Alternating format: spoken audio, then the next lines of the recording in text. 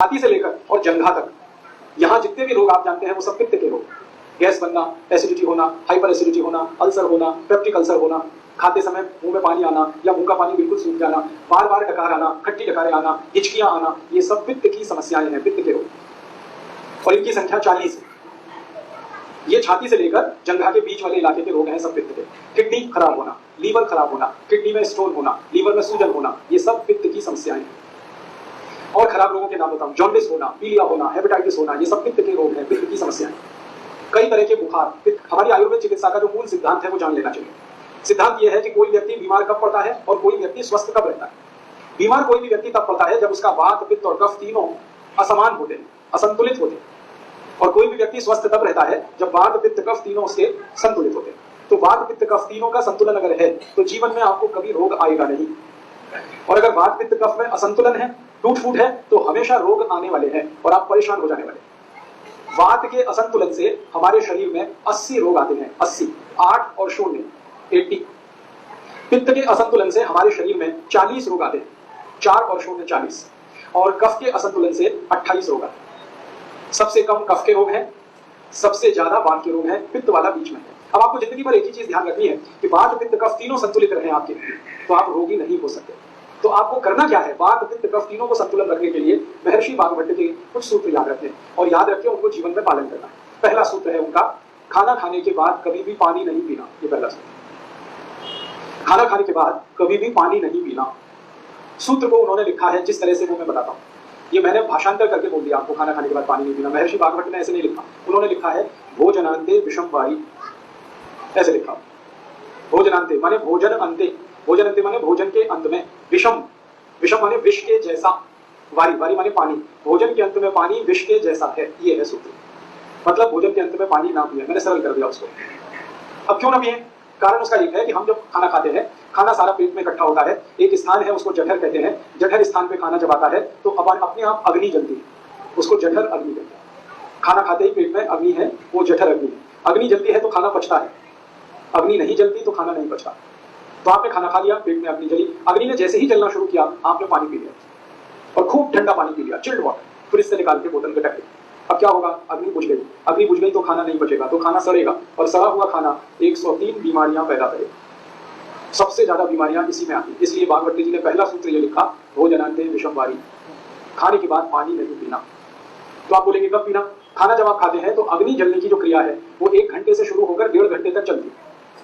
खाना खाने के बाद अग्नि जलने की क्रिया 1 घंटे से 1.5 घंटे तक चलती है और 1.5 घंटे के बाद वो अपने आप शांत हो जाती है। उसके बाद क्या होता है, अग्नि जब शांत हो जाती है तो जो आपने खाया है उसका रस बनना शुरू होता है। ये रस बनने की क्रिया लगभग और 1 से 1.5 घंटे चलती है। फिर रस बनने के बाद क्या होता है, रस बनने के बाद खाने का मांस, मज्जा, रक्त, वीर्य, मल, मूत्र, अस्थि और मेद बनना शुरू होता है और ये क्रिया 5 दिन तक चलती है।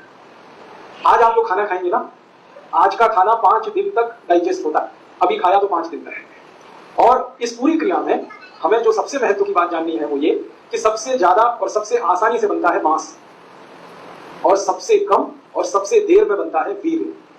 मांस सबसे ज्यादा, वीर्य सबसे कम।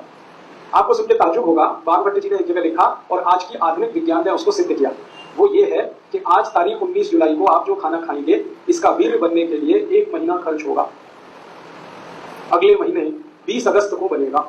आज जो खाया 30 दिन लगते हैं और सबसे कम बनता है, सबसे ज्यादा समय लगता है, सबसे कम बनता है। इसलिए आयुर्वेद में कहा गया वीर्य बहुत कीमती है, इसलिए उसको नष्ट नहीं कर सकते, इसलिए ब्रह्मचर्य पालन करने की कल्पना इस देश में। ये मैंने इसलिए जानकारी दी कि आप योग शिक्षक हैं, आपको पता होना चाहिए, कभी कोई बात आ जाए तो आप समझा सके। तो हमने खाना खा लिया, आग जली, खाने को पचाने के लिए 1 घंटे 30 मिनट तक जलेगी, तब तक पानी अगर आपने पिया तो आग बुझेगी, आग बुझेगी तो फिर आगे की क्रिया रुकेगी। इसलिए आगे की क्रिया ना रुके, आग ना बुझे, तो सरल बात करी गई, खाना खाने के बाद पानी न पिए 1 घंटे से 1.5 घंटे तक। तो आज के बाद आप सभी से मेरी प्रार्थना है, आप योग शिक्षक हैं या योग साधक हैं, दोनों को मेरी प्रार्थना है कि इस नियम का पालन करें। खाना खाने के 1 घंटे से 1.5 घंटे के बाद पानी पिए। 1 घंटा किसके लिए और 1.5 घंटा किसके लिए, 2 शब्द में बोल रहा हूं, 1 से 1.5 घंटा। 1 घंटा उनके लिए है जो एकदम स्वस्थ है, जिनको लगता है कि वो स्वस्थ, उनको कोई तकलीफ, उनके लिए 1 घंटा। और जो बीमार मानते हैं अपने को, वो 1.5 घंटा। तो आप स्वस्थ हैं तो 1 घंटे बाद पानी पी लीजिए खाने के, और थोड़े बीमार हैं तो 1.5 घंटे के बाद पी लीजिए। लेकिन 1.5 घंटे के बाद पीना ही है, ऐसा नहीं कि भूल जाए, तब एक और गड़बड़ है। क्यों? गड़बड़ क्या आएगी? खाना जो पचने की क्रिया, मैंने कहा ना पहले खाना पचता है, आग जलती है तो वो खिचड़ी जैसा बनता है, फिर रस बनना शुरू होता है। जब रस बनेगा तो पानी चाहिए, बिना पानी के रस कैसे बनेगा? तो पानी जिस समय चाहिए तभी पीना अच्छा है। तो 1-1.5 घंटे के बाद रस बनना शुरू होगा तो पानी पी लीजिए। तो पानी पीने का ये नियम है। मैं फिर से दोहराता हूँ, खाना खाने के 1 से 1.5 घंटे के बाद पानी पिए, ठीक है? अब इसमें आप प्रश्न कर सकते हैं कुछ कि खाना खाने के पहले पिए क्या, खाना खाने के बीच में पिए क्या? खाने के पहले पानी पी सकते हैं, आयुर्वेद में कहा गया 48 मिनट पहले पिए। क्यों? जब आप पानी पीते हैं तो पेट में पानी जाता है, तो पानी का अंतिम स्थान है मूत्रपिंड।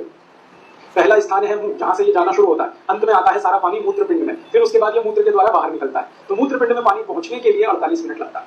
तो आप खाने के पहले 48वें मिनट में पानी पी सकते हैं। बीच में पानी कब पिए खाने में? जब आप 2 अन्न का खाना खाएं, गेहूं की रोटी खाएं और चावल खाएं, 2 अन्न का खाना है, तो आप गेहूं की रोटी खाने के बाद और चावल खाने से पहले थोड़ा पानी पिए। कितना पिए? 3-4 घूंट बस, ज्यादा। और इसमें आखिरी जानकारी कि खाना खाने के बाद अगर सच में प्यास लग रही है तो क्या पिए? तो आयुर्वेद में कहा गया 3 चीजें पी सकते हैं। दही की लस्सी पिए खाना खाने के तुरंत बाद, दूध पिए, गाय का हो तो बहुत अच्छा, और जूस पिए, फल के रस पिए। खाने के तुरंत बाद अगर प्यास लगती है तो जूस पी सकते हैं, लस्सी पी सकते हैं और दूध पी सकते हैं। जूस पीने का समय है सवेरे, लस्सी पीने का समय है दोपहर को, और दूध पीने का समय है रात को। तो जूस पीना है सवेरे खाने के बाद माने ब्रेकफास्ट, लस्सी पीनी है दोपहर के खाने के बाद माने लंच, और दूध पीना है रात को माने डिनर। तो ये नियम पूरा हो गया, समझ में आ गया? कर लेंगे, बस आदत बदलनी है आपको। भागवती जी ये कहते हैं कि जो इस नियम का पालन करे 103 बीमारियों से जीवन भर बचेगा। अब बताओ कितना सस्ता सौदा है? 103 बीमारियां एक तरफ और ये छोटा सा नियम एक तरफ। तो आप ध्यान रखिए इस नियम का। दूसरा नियम है, पानी जब भी पिए घूंट भर के पिए, सिप करके पिए। जैसे चाय पीते हैं, जैसे कॉफी पीते हैं, गर्म दूध पीते हैं, ऐसे पानी पिए। ऐसे कभी भी पानी ना पिए, गिलास लगाया और लगातार पिया, ये गलत तरीका है। पानी पीने का तरीका है एक घूंट पिया, थोड़ी देर रुके, एक घूंट पिया, फिर रुके, फिर पिया, फिर रुके, फिर ऐसे पानी पिया। इसका क्या लाभ है? मुंह में आप जानते हैं लार बनती है, ये लार जो है ना पेट के तेजाब को शांत रखती है। पेट का जो तेजाब है ना वो एसिडिक है विज्ञान की भाषा, और मुंह की लार जो है वो एल्कलाइन है, क्षारीय है। तो ये क्षार है, यहाँ अम्ल है, अम्ल और क्षार मिले तो एक दूसरे को न्यूट्रल करते हैं। तो मुंह की लार बार बार पेट में जाए ताकि पेट का तेजाब शांत रहे, इसके लिए कहा गया घूंट घूंट पानी पिए, थोड़ा थोड़ा करके पानी पिए, ठीक है? आयुर्वेद में कहा जाता है कि जिनके पेट का अम्ल शांत रहता है, तेजाब शांत रहती है, उनको जिंदगी में रोग नहीं आते कभी। अम्लता अगर आपकी शांत है, एसिडिटी, कोई रोग आने की संभावना नहीं। दुनिया के सारे खराब रोग जैसे कैंसर, जैसे डायबिटीज, जैसे ब्लड प्रेशर बहुत तेज होकर हार्ट अटैक आना, ब्लड प्रेशर बहुत ज्यादा बढ़कर ब्रेन हेमरेज हो जाना, ब्लड प्रेशर बहुत ज्यादा बढ़कर पैरालिसिस हो जाना, ये सब खराब बीमारियां एसिडिटी से शुरू होती है। जब रक्त में एसिडिटी बढ़ती है तब ये बीमारियां अपने चरम पर पहुंचती है। लेकिन रक्त में एसिडिटी बढ़ती कहां से है? वो पेट से बढ़ती है। पेट में एसिडिटी कब बढ़ेगी? जब आप घूंट घूंट पानी नहीं पिएंगे, तो लार बार बार अंदर नहीं जाएगी तो समस्या आएगी। इसलिए आयुर्वेद में कहा गया पानी घूंट घूंट पिए। तीसरा नियम है, सवेरे सोकर उठे सबसे पहले पानी पिए। माँ स्वामी जी का आपने सुना होगा व्याख्यान, तो उषा पान की बात वो करते हैं। उषा पान का मतलब यही है उठते ही पानी पीना। हालांकि उषा पान का सही अर्थ है सवेरे 4:30 बजे उठकर पानी पीना, क्योंकि उषा का वही समय है। अब दिल्ली वासियों के लिए मैं ये नहीं कह सकता कि वो सवेरे 4:30 बजे उठें, क्योंकि उनका 4:30 बजे उठना तब संभव है जब रात को 8 बजे सो जाए। 8 बजे दिल्ली में सोना तो स्वर्ग की बात है, कल्पना की बात, संभव ही नहीं। इसलिए मैं कहता हूँ जब उठें तो पहले पानी पिए। आपकी जब दिन हो जाए, जब सवेरा हो जाए, उठते ही पानी पिए, कम से कम 3 गिलास, बिना प्यास के, घूंट घूंट भर के। कोई कहेगा हमें प्यास नहीं लगती तो भी पीना ही है, ये घूंट घूंट भर के। इस पानी का फायदा, सबसे बड़ा फायदा इसका ये है, रात को आप सो गए, सोने के बाद मुंह में लार बनी, वो जमा है, घूंट घूंट पानी पी लेंगे, सब लार नीचे चलेंगे। दूसरा फायदा, उठते ही आप पानी पिएंगे तो पानी सारा बड़ी आंत में जाएगा। बड़ी आंत में मल फंसा रहता है, लार्ज इंटेस्टाइन में, तो मल को बाहर निकालेगा। जैसे ही पानी मल को निकालना शुरू करेगा, प्रेशर एकदम बनेगा आपको, आप तुरंत टॉयलेट में जाएंगे और 5 मिनट में फ्रेश होकर वापस आएंगे। आयुर्वेद में कहा गया कि जो सवेरे एक बार मुक्त हो जाते, माने फ्रेश हो जाते, माने जिनको सवेरे एक बार पूरा खुलकर पेट साफ हो जाता है, उनकी जिंदगी में कोई रोग नहीं आता। इसलिए सुबह उठते ही पानी पीना बहुत जरूरी। दांत साफ करना नहीं है, पहले पानी पीना है। दांत साफ करना है तो रात को करें और उठते ही पानी पिए। चौथा नियम है, ठंडा पानी कभी भी ना पिए। कितनी भी प्यास लगे, कितना भी गला सूखे, कितनी भी गर्मी पड़े, ठंडा पानी ना पिए। क्योंकि ठंडे पानी की समस्या यह है कि पानी जब बहुत ठंडा होता है तो तापमान उसका 10 डिग्री के आसपास। फ्रिज का पानी अगर आप नापेंगे थर्मामीटर से 10 डिग्री, बर्फ डाला हुआ पानी नापेंगे 4 से 5 डिग्री। इतना ठंडा पानी आप पेट में डाल रहे हैं जिसकी गर्मी है 37 डिग्री सेंटीग्रेड। पेट गर्म है, पानी ठंडा है, गर्म पेट में ठंडा पानी डालेंगे, झगड़ा शुरू होगा। झगड़ा क्या होने वाला है? या तो पानी पेट को ठंडा करे या पेट पानी को गर्म करे। अगर पानी ने पेट को ठंडा कर दिया तो पेट के अंदर का सब ठंडा हो जाए। पेट ठंडा होते ही हृदय ठंडा होगा, हृदय ठंडा होते ही मस्तिष्क ठंडा, मस्तिष्क ठंडा हो गया तो आप ठंडे हो जाएंगे। और आप अगर ठंडे हो गए तो घर में 1 मिनट कोई आपको रखेगा नहीं, घर के बाहर निकाला जाएगा। कैसी विचित्र दुनिया है। जब तक शरीर गर्म रहता है सब आपसे लिपट लिपट के बैठेंगे, जैसे ही आपका शरीर ठंडा हुआ लेके जाओ, हटाओ, जल्दी अर्थी लगाओ, जल्दी शमशान घाट लेके जाओ। 1 मिनट बर्दाश्त करना मुश्किल हो जाता है ठंडे शरीर को। और शास्त्रों में लिख दिया गया कि शरीर ठंडा होते ही जितनी जल्दी अंतिम संस्कार हो उतना अच्छा, जितनी जल्दी हो, और जितना देर में हो उतना ही खराब। जिनका अंतिम संस्कार जल्दी नहीं होता ना, उन्हीं को कहा जाता है कुत्ते की मौत मरा, क्योंकि कुत्ते का कोई अंतिम संस्कार करने वाला नहीं होता। ये जो कुत्ते की मौत का मुहावरा है ना, ये उनके लिए है जिनका शरीर ठंडा होने के बाद घंटों पड़ा रहता है। अभी तो हम जानबूझ के रखते हैं, बर्फ की सिल्लियां लाकर रखते हैं। अब मजबूरियां हैं, बेटा अमेरिका में है, बेटी कनाडा में है, तो अब कैसे आएंगे, जब तक नहीं आएंगे तब तक रखना पड़ेगा। शास्त्र के विरुद्ध है, ये नियम के विरुद्ध है। तो आपको मैं जो समझाना चाहता हूँ वो ये कि शरीर ठंडा मत होने दीजिए, इसको गर्म रखिए। तो ठंडा शरीर ना हो इसके लिए ठंडा पानी मत पीजिए, नहीं तो क्या होगा, ठंडा पानी बार बार पीते रहेंगे, शरीर में तकलीफें शुरू होंगी। उसकी सबसे बड़ी तकलीफ क्या होती है कि जब बहुत ठंडा पानी आप पी लेते हैं तो शरीर का जो पेट है वो पानी को गर्म करता है। पानी को गर्म करने में पेट को एनर्जी चाहिए, ऊर्जा चाहिए, और वो ऊर्जा ब्लड में से ही आ सकती है, खून में से आ सकती है, और खून को फिर सारे शरीर से पेट की तरफ दौड़ना पड़ेगा, तब पानी गर्म होगा। शरीर का सारा खून पेट में जाने लगे तो बाकी अंगों को खून की कमी पड़ जाएगी, और वो खून की कमी हमेशा के लिए कोई डैमेज कर देगा। इसलिए आयुर्वेद कहता है कभी भी ठंडा पानी गलती से भी ना पिए। ठीक है, 4 नियम हो गए। 5वां नियम है हमेशा खाना खाएं तो चबा चबा कर खाएं, इतना चबाएं जितने आपके दांत आपके 32 हैं तो 32 बार चबाएं, ताकि अच्छे से लार मिलकर अंदर जाए और अच्छे से खाना पचे। इसके बाद 6वां नियम है कि खाना जब भी खाएं तो जमीन पर बैठ के खाएं।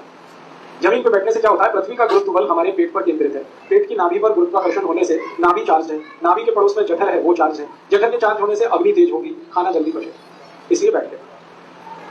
उसके आगे का 7वां नियम है दोपहर को जब आप खाना खाएं तो आराम जरूर करें, कम से कम 48 मिनट, क्योंकि दोपहर को खाना खाते ही हमारे शरीर का ब्लड प्रेशर बढ़ता है। एक तो सूरज की धूप होती है दोपहर को, और अंदर की गर्मी, दोनों मिलाकर ब्लड प्रेशर बढ़ता है। बीपी बढ़ेगा तो आराम ही करना पड़ेगा, काम नहीं कर सकते। तो दोपहर का खाना खाते आराम करें। सबसे अच्छी आराम करने की मुद्रा होती है लेफ्ट साइड में लेटना, बाईं तरफ करवट लेके लेटना, इसको वाम कुक्षी कहते हैं। ज्यादा नहीं लेटना, फिर मोटापा आता है। 48 मिनट तक लेटना तो अच्छा, उसमें नींद आ जाए तो ले लेना, ज्यादा लेंगे नींद तो फिर मोटापा बढ़े, इसलिए ध्यान उसका रखें। इसके आगे का 8वां नियम है कि रात को खाना खाने के 2 घंटे तक आराम नहीं करना, 2 घंटे बाद ही करना। रात के खाने के बाद पैदल चलना बहुत जरूरी है, 1000 कदम। उसके बाद कुछ और काम करके फिर आराम करें 2 घंटे के बाद, क्योंकि रात को ब्लड प्रेशर कम होता है, और कम ब्लड प्रेशर में आराम करना खतरनाक है। ऊंचे ब्लड प्रेशर में, हाई बीपी में काम करना खतरनाक है, लो बीपी में आराम करना खतरनाक है। तो इसलिए रात को 2 घंटे बाद आराम करें, दोपहर को तुरंत आराम करें। इसके बाद का 9वां नियम है 9th, कि आप जब खाना खाएं तो 2 चीजों को ध्यान रखें, एक साथ ऐसी ना खाएं जो एक दूसरे के विरोधी। ठंडा गर्म साथ में ना खाएं, दूध और दही साथ में ना खाएं, उड़द की दाल और दही साथ में ना खाएं, खट्टे फल और दूध साथ में ना लें, कटहल की सब्जी के साथ दूध ना खाएं, कच्ची प्याज खा रहे हैं तो दूध नहीं खाएं, दही में नमक डाल के ना खाएं, हमेशा दही में मीठी चीज डालें। ये आपको थोड़ा झटका लगेगा, ये क्या बोल दिया, दही में नमक ना खाएं, क्योंकि रायता तो बिना नमक के बनता नहीं है। बात ऐसी है कि ये जो दही है ना, ये जीवाणुओं का घर है। अगर आप लेंस लगा के देखेंगे तो दही में लाखों जीवाणु होते हैं, हम लोग अंग्रेजी में उनको लैक्टोबैसिलस कहते हैं। ये जीवाणु जीवित चाहिए पेट को, आप दही में 1 चुटकी नमक डाल दीजिए, सब जीवाणु 1 मिनट में ही मर जाते हैं। अब मर गए तो दही खाया वो बेकार, इसलिए जीवित जीवाणु दही के साथ आने चाहिए। तो कहा गया है कि दही बिना नमक के खाएं, या दही में बूरा डालें, खांड डालें, गुड़ डालें। तो बूरा, खांड और गुड़ से जीवाणुओं की संख्या बहुत तेज बढ़ती है, घटती, बढ़ी हुई संख्या के जीवाणु आपको चाहिए। आखिरी नियम है, माताओं के लिए ये नियम है विशेष रूप से, घर में खाना बनाते समय कोई भी बर्तन ऐसा इस्तेमाल ना करें जो चारों तरफ से बंद हो। हाँ, हमेशा खाना बनाने वाला बर्तन खुला हुआ हो, आधा खुला आधा बंद है तो भी चलेगा, पूरा बंद ना हो। क्यों? बाहर की हवा खाने को बनाते समय अंदर प्रवेश करनी जरूरी है। भागवती जी ने कहा कि भोजन को पकाते समय सूर्य का प्रकाश या पवन का स्पर्श, दोनों में से कोई एक चीज आवश्यक है। या तो भोजन बनते समय सूर्य का प्रकाश गिरे, नहीं तो पवन का स्पर्श हो, हवा उसमें आए। अब ये तभी संभव है जब बर्तन खुला हुआ हो। मतलब सीधा सा ये है, भागवती जी कह रहे हैं प्रेशर कुकर में खाना ना हो। अब प्रेशर कुकर भागवती जी के जमाने में नहीं था, लेकिन नियम उन्होंने तभी लिख दिया। उनको शायद अंदाजा था कि ये आदमी किसी न किसी दिन बना लेगा इसको।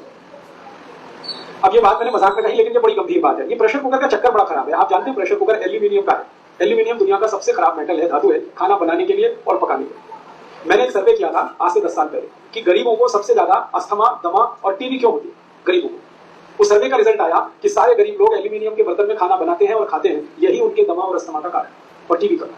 अब हमने घर में अगर लाया है प्रेशर कुकर, तो ये भी तो दमा और अस्थमा की बीमारी ही है। आप इसे ना इस्तेमाल करें, तो उसकी जगह क्या करें, भगोने में बनाएं दाल, कढ़ाई में बनाएं, भगोने में बनाएं। मैं सबको ये सुझाव देता हूँ, प्रेशर कुकर हटा के मिट्टी की हांडी ले आए, बहुत सस्ती आती है, 20-25 रुपए की आती है, और हांडी में दाल पकाएं, हांडी में ही चावल पकाएं, हांडी में खिचड़ी बनाएं। हमारे देश में, गाँव में अभी भी ऐसे ही चलता है। हांडी में भोजन बनता है, हांडी में दूध बनाया जाता है, और दूध हांडी में जब पकता है तो एकदम लाल सुर्ख हो जाता है। वो दूध का स्वाद ही अलग होता है। हांडी में, हाँ बताता हूँ कि गैस पे कैसे चलेगी हांडी। हांडी में दही भी जमाया जाता है, बहुत अच्छा स्वाद। आप कभी कलकत्ता जाएं तो वहां मीठा दही जरूर खाएं। कलकत्ता वाले उसको मिष्टी दही बोलते हैं। वो सब हांडी में ही, हांडी में गर्म करेंगे, हांडी में ही जमाएंगे, तभी उसमें टेस्ट आता, नहीं तो टेस्ट ही नहीं आता। बड़े बड़े 5 स्टार होटल में मिष्टी दही कलकत्ता से आता है, कलकत्ता में तो बहुत सस्ता है, लेकिन 5 स्टार होटल में वही 500 साढ़े 500 रुपए का हो जाता है थोड़ा देर। और अब तो 5 स्टार होटलों में हांडी की दाल भी मिलती है 250 रुपए की एक कटोरी। आप यहाँ जाइए ना हयात, जो यहाँ का दिल्ली का बड़ा रीजेंसी में चले जाइए, हयात में चले जाइए, इंपीरियल में चले जाइए, अशोका इन में चले जाइए, सब जगह हांडी की दाल है। लेकिन एक कटोरी 240, 250, 260 ये कीमत है। 250 में तो कम से कम 10 हांडी आती है। लोग जाते हैं वहां खाने के लिए हांडी की दाल, लेकिन घर में हांडी लाके क्यों नहीं पकाते? तो आप कहेंगे गैस पे नहीं चलेगी, बहुत अच्छे से चलेगी। हांडी को गैस पे चलाने का सबसे सरल उपाय है, गैस को धीमा रखो। कभी भी तेज गैस किया तो हांडी चटक जाए, हल्की आंच रखो तो हांडी कभी नहीं टूटती। और मान लो टूट भी गई तो दूसरी ले लेना, कौन सी ऐसी आफत है? हिंदुस्तान में 1.5 करोड़ कुम्हार हैं जो ये बनाते हैं, वो भूखमरी के शिकार है क्योंकि आप खरीदते ही नहीं उनकी हांडी। आपने तो कुकर ला के कुम्हारों को बेकार कर दिया। रेफ्रिजरेटर ले आए तो घड़े बिकने बंद हो गए उनके। जब से कुकर आ गया उनकी हांडियां बिकनी बंद हो गई। प्लास्टिक के गिलास आ गए तो कुल्हड़ बिकने बंद हो गए उनके। हमने मोमबत्ती लगाना शुरू कर दिया तो दिए बनने बिकने, दीपक बिकने बंद हो गए। 1.5 करोड़ कुम्हार भूखमरी के शिकार है। इसलिए वो सरकार से कहते हैं हमको आरक्षण चाहिए, क्योंकि अब उनका काम धंधा तो टूट रहा है। तो आप उनकी थोड़ी तो चिंता करो, कुछ खरीदो उनका, तो उनकी जिंदगी चले, उनका रोजगार बढ़े। तो सबसे आसान है कि हांडी खरीदना शुरू कर दो, दाल चावल उसमें बनाओ और वही खाओ। इसका सबसे बड़ा फायदा जो मैं कहना चाहता हूँ वो ये कि आप जानते हैं हांडी मिट्टी की है और मिट्टी में सबसे ज्यादा कैल्शियम है, मिट्टी में सबसे ज्यादा फास्फोरस है। कैल्शियम और फास्फोरस हमारे शरीर का सबसे महत्वपूर्ण केमिकल है। बिना कैल्शियम के शरीर नहीं हो सकता, बिना फास्फोरस के शरीर नहीं हो सकता। ये कैल्शियम और फास्फोरस सबसे ज्यादा मिट्टी में है। फिर उसके बाद आयरन चाहिए हमको, आयरन भी सबसे ज्यादा मिट्टी में है। फिर मैग्नीशियम चाहिए, वो मिट्टी में है। फिर मैग्नीज चाहिए, वो मिट्टी में है। फिर सल्फर चाहिए, वो मिट्टी में। 18 केमिकल चाहिए ये शरीर तब बनता है, वो सब मिट्टी में है। तो मिट्टी की हांडी की दाल खाओगे तो सारे केमिकल शरीर को मिलेंगे फोकट में, मुफ्त में। और यही केमिकल अगर कम पड़ जाए ना तो डॉक्टर लिख के देता है कैल्शियम सेंडोज की गोली खाओ, तो खाते हो आप कि नहीं? और वो खाते हो, सैकड़ों रुपए खर्च करते हो, और फिर भी गारंटी कुछ नहीं है कि उससे कुछ फायदा भी हो जाएगा। उससे अच्छा ये है कि मुफ्त की मिट्टी की हांडी में सब कैल्शियम फास्फोरस है, वही खरीद लो। डॉक्टर की कैल्शियम की गोलियां खाने से अच्छा कैल्शियम जिसमें है मिट्टी में, उसमें दाल बना के खा लो। विज्ञान तो यही कहता है। तो आप अगर करें तो आज से अपने घर में एक बदलाव कर लें, मिट्टी की हांडी खरीद लें। फिर आप कहेंगे खाना बहुत देर में बनेगा, मैंने बना के देखा, मिट्टी की हांडी में दाल 28 मिनट में बनती है और प्रेशर कुकर में 10 मिनट में बनती है। 18 मिनट का अंतर है, ज्यादा है। और शरीर का स्वास्थ्य अच्छा रहे तो 18 मिनट कौन बड़ी बात।